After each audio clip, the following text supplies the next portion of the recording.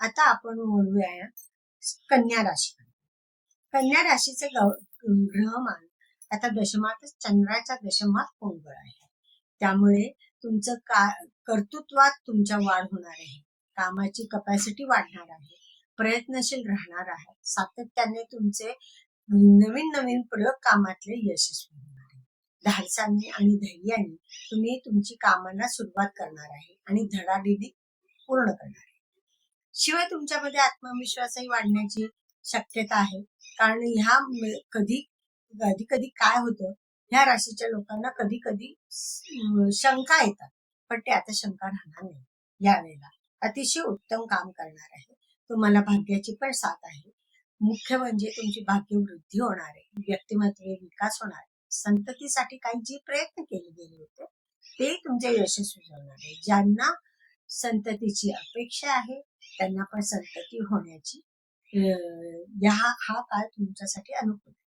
संततीची प्रगती पण होणार आहे. स्वतःलाच शिक्षण घ्यायचं असेल तर ह्या काळामध्ये तुमचं शिक्षण तुम्ही घेऊ शकता आणि नवीन नवीन प्रयोग ही तुमचे यशस्वी होऊ शकतात. अष्टमामध्ये रवी आणि शनी आहे. षष्ठामध्ये रवी आणि शनी आहे. त्यामुळे काय होणार आहे, जी महत्वाची कामं आहेत ती पटापट होतील, नीटनेटकी होणार आहे तुमची.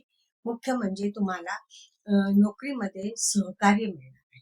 कामाची कपॅसिटी वाढणार आहे. कामामध्ये सातत्य येणार आहे. त्यामुळे कामही तुमचं चांगलं होईल. पण कामाला उशीर करू नका.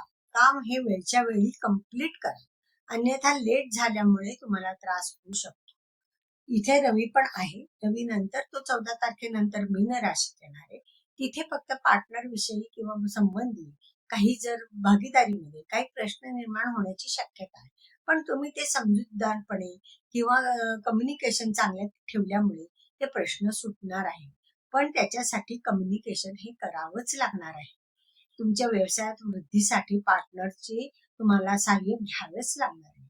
व्यवसाय वृद्धी होईल, नोकरीमध्ये चांगली प्रगती होईल, ह्या गोष्टी तुम्हाला मिळणार आहे.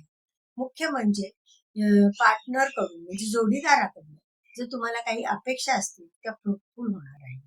सगळं चांगल्या प्रकारे तुम्ही ते मॅनेज केलं, कारण कन्याचे बुद्धीची रास आहे.